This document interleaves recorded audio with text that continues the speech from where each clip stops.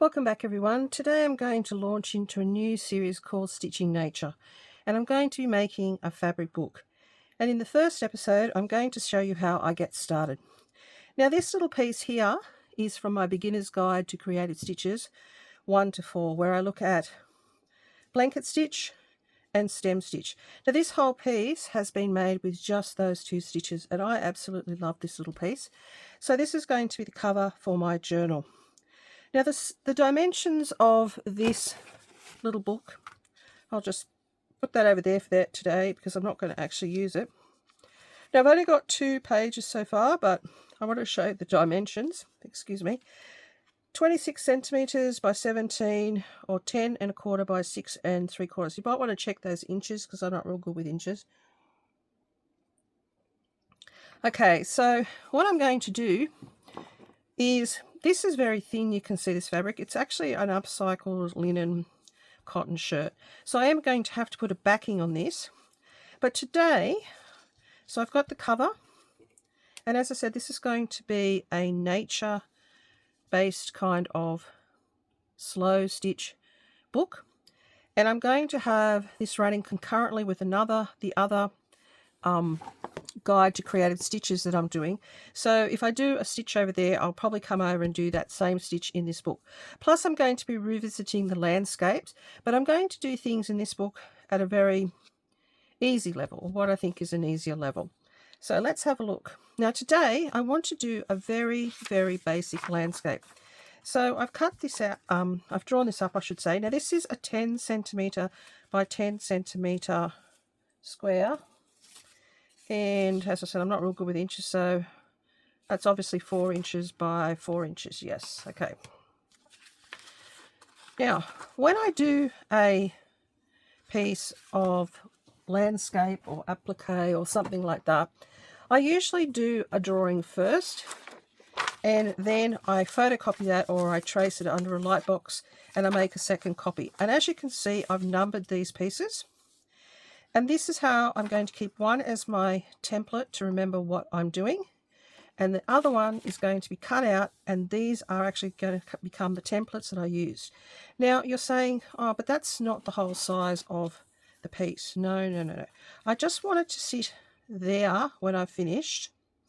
And I haven't decided how I'm going to attach this to the back just yet. So we'll just leave that for another little episode. But for the first episode, I just want to get started. And I'm going to show you, I want this to then migrate across the page, and I'll show you how they do that in stitching. But let's just start with the little piece itself. So first thing I'm going to do is I'm going to cut out the sky, and then I'm going to show you the bundle of fabrics that I'm going to pull from to do this project. Now this is not going to take, I would imagine, very long to do, but I just want to show you that I think it's best to start with small things and work your way up. Now I don't know if I need to have a backing for this. I'm not really sure if it's going to be, if I need to have a backing, and I don't think I've actually got enough here to make a backing. I might just go without the backing and just see what happens. So I've got that central fold there because that's very important, because that's where the pages are going to fold over, and I need to make sure that I've got that clearly delineated there. So when I open this back up, sorry, just swapping glasses. When I open this up, I've got the right side up, that's the back of the fabric. Not that it makes a lot of difference, but okay, so we've got the template, we've got the backing, I've got a pencil here, I've got a nice sharp set of fabric scissors, some paper scissors. Don't use your fabric scissors to cut paper, you'll make them blunt. I've got a tiny little pair of embroidery scissors here when we get to that. So I've chosen to go with these fabrics. This is a bit of a hessian, which I really like. This is a Japanese fabric with all its threads everywhere. I should be called the thread lady, I think. I've always got threads everywhere. That's really nice. This green is absolutely lovely, and then when I turned it over, I realized that the back is just as nice, so I might use the back in this project. I got this little wispy blue here. It's not even a chambray, it's just a very soft cotton, which I'm going to use for the sky. I've got this piece of Japanese fabric, which is been cut here, so I'm going to try and find a piece that works. I do really like this section here, and I do like the flower as well. Another piece of Japanese fabric, a nice stripe. So let's lay down the blue first, and let's get started on this.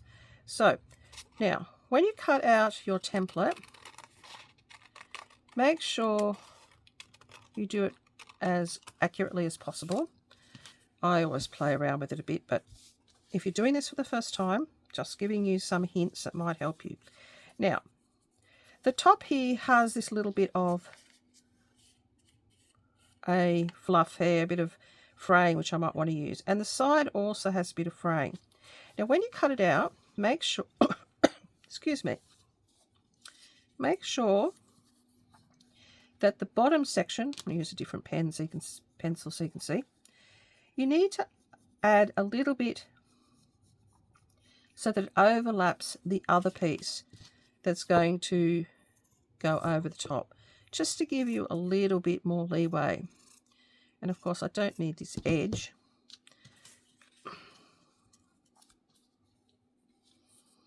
So if you start increasing this on both sides, you need to keep an eye on that so that you don't get completely too large. Now, to attach it to here, there are lots of options. You could just sew it down. I'm actually going to use this fabric glue, which is a glue that I purchased to use with my sewing machine, but I haven't been doing a lot of machine sewing this year, or I'm not at the moment, so I'm just using this glue. The other way to do this would be to use a heat and bond product, a product that has a glue filament on it that you could use. So I'll just leave it up to you what you use here. Now I'm going to get my square, wherever I've put my square on my table of many things, and I'm just going to lightly just trace a white mark around that. Now I like a cardboard template. I don't use them obviously to cut out anything really, but I do use them, that looks a little bit wonky, I do use them as when I'm just doing work like this so that I can just get my measurements accurate. So I think I might leave that little bit of fluffiness on the edge there because it's probably going to get lost anyway. So what is the next layer going to be? It's off in the distance, so I think number 2 might be this darker black colour. And I am actually probably going to lay all the pieces down and then start sewing today, just making sure that I'm actually in camera. All right, so I like the brown, and I like this black, and that'd be nice if I could get that top in there. So I'm thinking that colour, this stripe, and that green, and maybe the yellow at the front. We might just go with that. So let's take this colour here. I'm not going to get much of that in. It's got some holes and things happening in it. Okay, we might just try and take this little bit over here. I don't want to waste. I might get a little bit of the black in, that might be all right. So get it right over near the edge. And for this one, because I won't be able to see it very well, I'm just going to use my little white chalk pencil. And okay, so that's the next piece. This is a very nice cotton, this Japanese cotton. Purchased from my favourite shop in Kyoto. I wonder if they're still there. Family-owned shop that have been there for, I think, over 150 years. Okay, so let's do the next section where I glue it on. Just see a little bit of paper here because I don't actually want that glue all over my mat. Now I was going to put it the other way. Yes, I still am going to put it the way I've cut it out. Don't change my mind that much or I'm going to end up with strange little gaps that I'm going to have to fill. Alright, so that goes there. Now the next colour was this colour. So again I need template number 3, and you can see that this is not many pieces. If you wanted to use fewer pieces, that's up to you. So that piece goes here.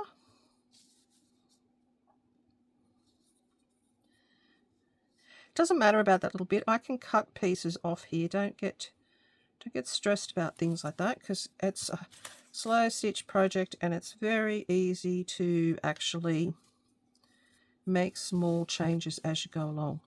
Now the top area I want to maintain, but the bottom area here we need, as I said, just that little bit extra. And I'm really liking this fraying on the edge. I think I'm going to make the most of that. That wasn't something I'm anticipating being able to add, but I like the concept now that I see it. Okay, so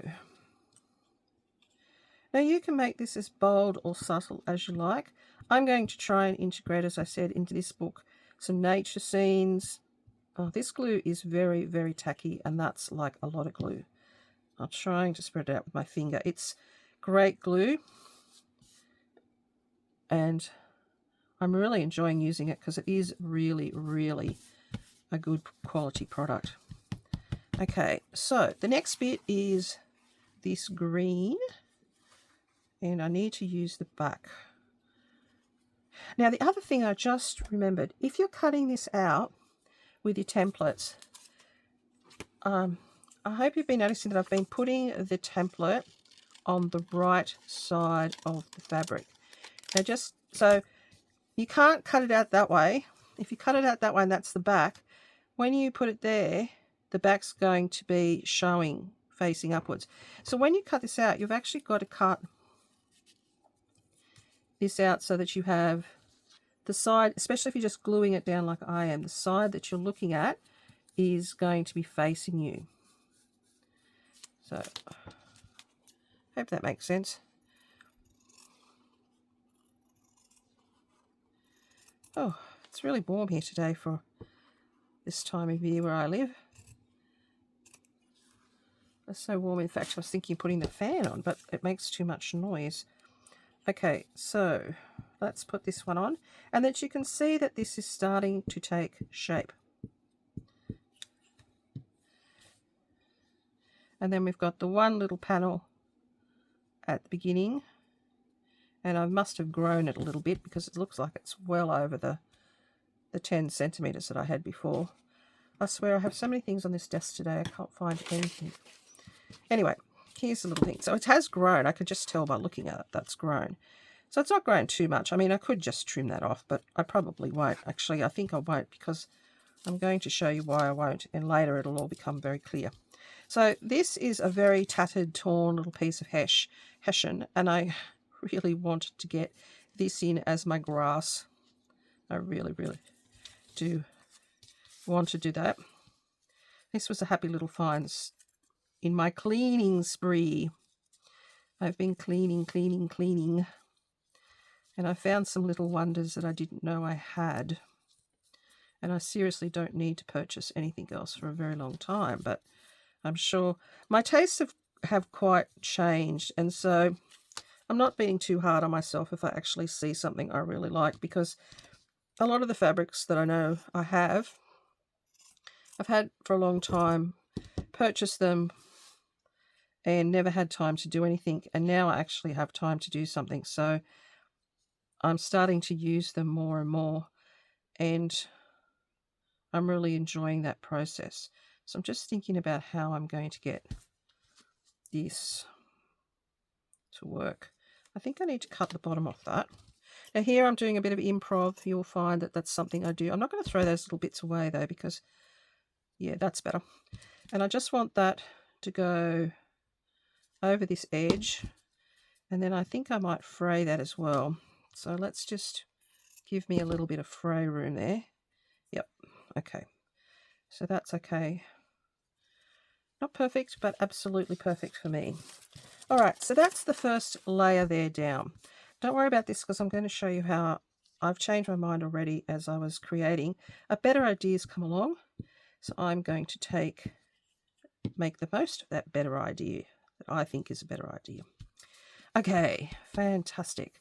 So what's happening next? I really like that already. I could just sort of leave that, but you know, it's not going to stay there with just the glue. It needs a bit more stitching.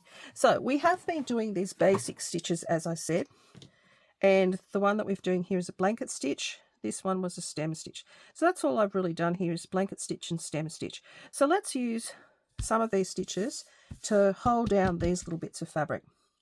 Now I've got all these different, got this conglomeration of thread here. I'm going to show you all these different threads, and I don't know how I'm going to use them or when I'm going to use them, but I've just got them all out. And I've got a whole lot of threaded needles because I'm a shocker when it comes to threading a needle. Okay, so for now I don't have anything that's blue to sort of keep the sky on, but I do have this. Now this is a rayon thread, and it is a sewing machine thread. You probably can't see it, but this thread is, I'm using it because I don't have the spools broken and I can't actually use it in my sewing machine anymore. So let's have a look at a couple of the threads I've got here. I've got this brown color, which could work well in there as well. I've got this linen thread, which is very thick and wiry, which might be nice on that one. I've got a whole range of threads. I've got some of these thicker ones, but I think this green is a little bit too much. And I've got this strange, I don't even know what this is, everyone. If anyone can tell me what this is. It looks a bit like leather, but it's not actually leather. It's just a really weird color. And it's, I've used it in something, I tried it out and it was quite good. And this is my thin linen, as I said, linen. So, okay, we might start at the front here. I wouldn't normally start at the front, but I'm just going to do one stitch here. Now, one of the stitches I haven't done so far is running stitch. And I think I might just quickly show you on this little piece of fabric using this, what a running stitch looks like if you're not familiar. Now, a running stitch is usually a stitch which has a uniform length and space. However, when you're being creative with this, you can change that and you might have different lengths, etc. Now this is a stitch that I use a lot because I do boro. Now boro is a traditional Japanese idea of philosophy of mending. So when you do running stitch, secure it however you secure it here, thread your needle through, try and keep these stitches the same, this width and that width the same. If you want a really uniform look, that's how you need to do it. And you're basically threading the fabric through like this, and then you're pulling it through. And you end up with this lovely straight running stitch. But of course, it's a very versatile stitch. And I use it, as I said, in boro, which is the traditional philosophy of mending and patching. So you place a piece of fabric down, and I will be doing some boro in this little cloth book, and it holds the mended pieces together like a little bit like a mini patchwork, but you're just using sewing to hold all the pieces together. That's probably a really bad explanation. It's easier for me to show you how to do it. So the running stitch is used obviously in lots of different cultures, and because it is a really interesting simple stitch, as you see, to do, but it's extremely effective depending on how you utilize it. It's one of my favorite stitches because I think you can do so much with this, and that's basically how you do it. So once more, you basically go in, this distance here is the same as the distance usually between them, but once you know how to do it, you can bend the rules to suit yourself a little bit. I'm glad I had this strange thread threaded so I can show you how to do this, and it's quite easy to see. So it's a great stitch. I love it. I absolutely love the stitch, and I'll show you lots of different ways to do it in my beginner's creative stitches guide. So today we're going to use that as well. Now, I'm just going to turn this around so I can keep me out of the camera as much as possible. I'm just going to go through here and tack this down a little bit. Now, it's just occurred to me that if I go the other way, I go vertically, as much as I like the horizontal look there, vertically it will start to mimic foliage, whereas horizontally it's not really going to mimic foliage. But here you can see I'm not doing it in that direction, but I'm doing it in this direction. So I'm just going to go up here and then I'm going to go back. So a little bit different. I don't want to catch those little bits. So I'm just going to go in there, out, and take it down to the base where it holds down the stitches, and maybe go a stitch past there. So again, back in here, through, you can see that it's like a seesaw rocking motion here where you go up and into the piece, and then I'm pulling it through.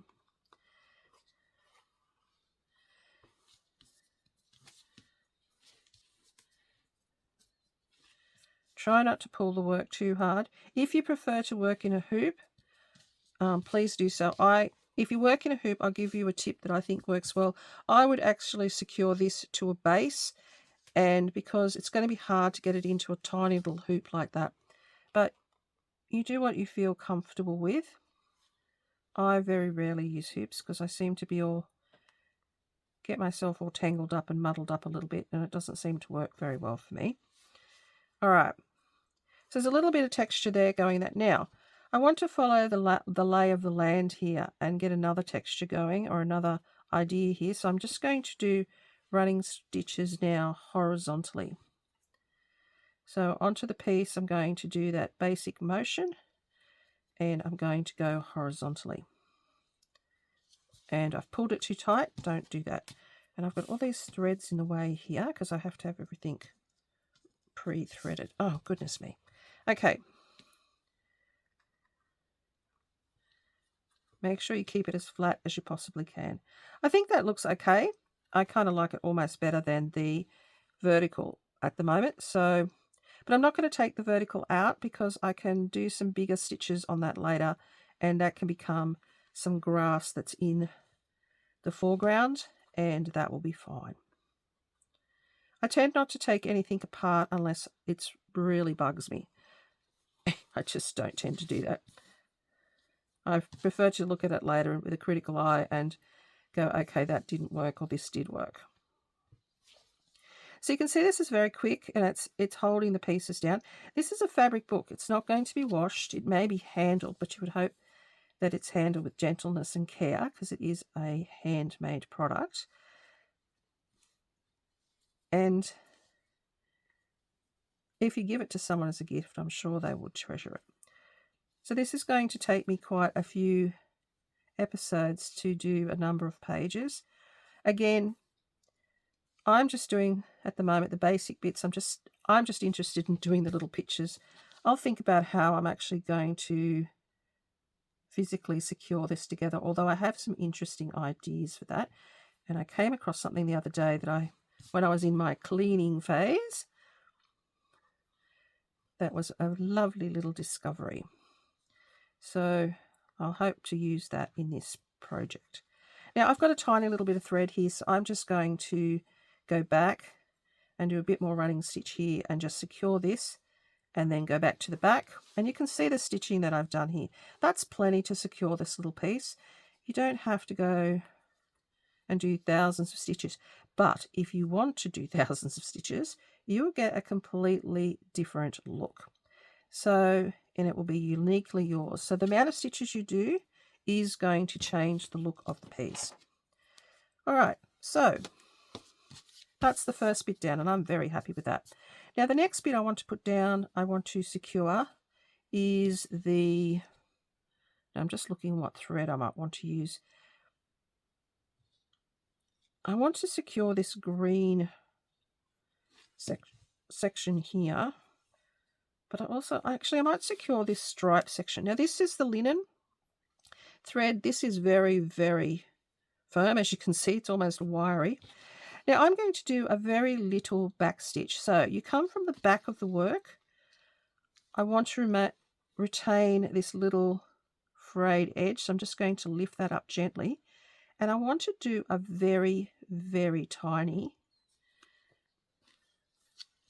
back stitch, or blanket stitch I should say, not back stitch. Goodness gracious me. Okay, so go through, make sure that your thread is on the right side of your needle. You can see how firm this thread is. It's really like a bit of cord.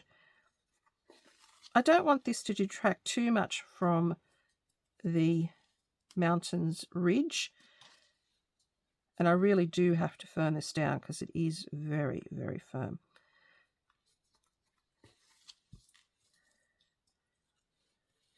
Now you can see this doesn't take forever to do, and I'm going to use that little stitch as part of the texture in this piece.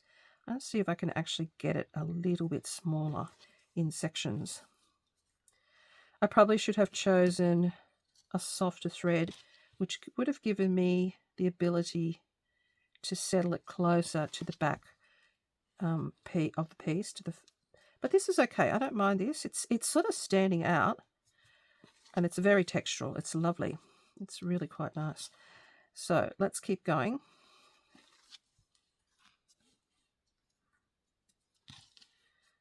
Now remember, I'm only going to probably use 3 stitches in this. I'm going to use this blanket stitch, the running stitch that I've showed you there, and I might use some stem stitch as well, which is another lovely stitch, which is not very difficult.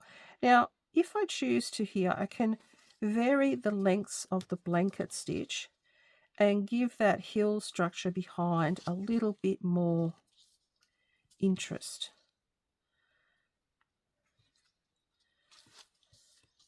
This is actually a really nice weight of fabrics to work on. This thread is a little difficult. You really do have to control it because it's got a mind of its own, but that's all right. So let's do a bit of variation in the stitch length here.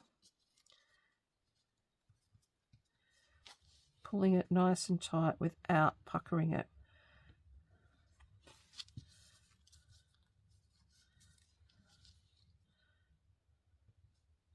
Do a very long one there. You can see how you can get a lot of diversity with just a simple stitch. If you're not sure how to do these stitches, as I said, I've got a beginner's guide that I've started, and you'll find it in the playlist of creative stitches. I've only done a few so far, but I'm going to obviously add some extras, and I'm trying to add little twists to them as I go along to see if I can make them a little bit different to what the traditional stitch is. There's some beautiful stitches out there, and there's some lovely variations you can make on stitches as well. You can do some like you can weave thread through them, and as I did with the stem stitch, and you can get a really nice look. Okay, I think that's interesting in itself, just this variation in the length. Again, you could do something that I haven't done here. I've been very staid, but I could have made them a lot closer in sections, like this one here now that's really, really close, and given a different look again. So that's something else to keep in mind. Sometimes when I'm talking and I'm actually creating, I forget all these things to add. So here on the edge, I'm going to put them really close together and try and get a bit of a different look.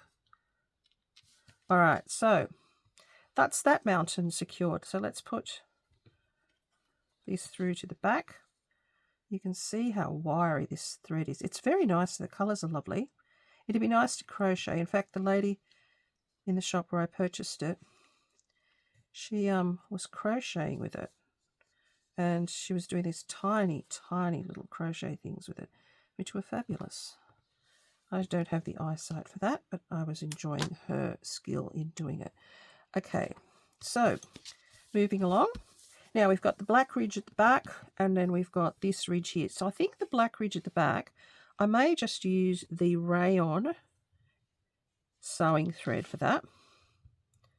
And again, I think I might just do another back stitch, no, blanket stitch I should say, because now I have to do something on these edges to hold them down. The blanket stitch is a nice edge stitch, and again I can vary the length of this. This again is not a particularly easy thread to use, but I have lots of it because the spool broke and I actually do want to use it up. And the little bit of shimmer is quite nice in this actually.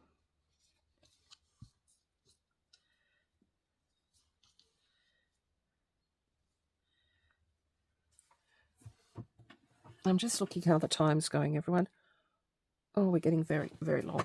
So I might just finish this bit off and then come back in the next video and see how we're going.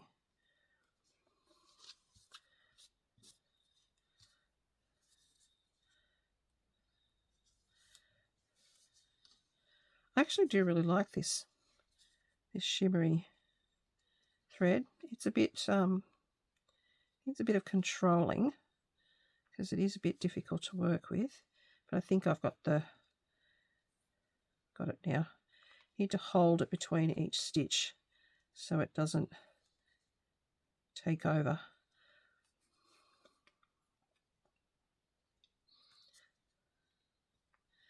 Now I'm not doing these stitches very far apart. I'm trying to get a much more dense look than I had at in the front mountain.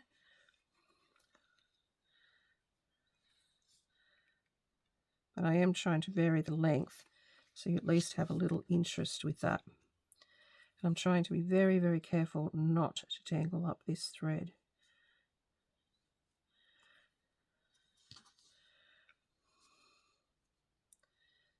I actually like the look I'm getting with this, the different width, the different lengths and the widths, the closer I'm getting it together.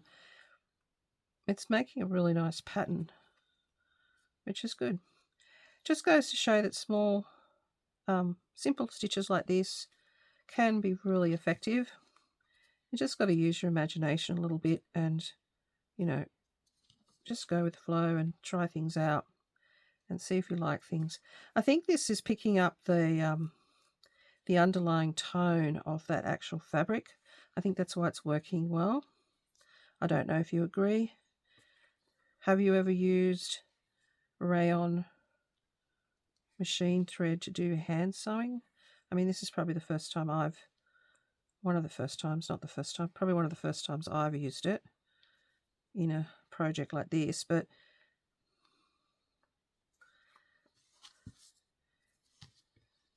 I actually really like that. And I actually like the simplicity of this piece. I don't think everything has to be really fussy and really overstitched. I kind of like simple. I like organized. And sometimes when I do something that's a little bit more fussy, I tend to draw back because I don't really like fussy.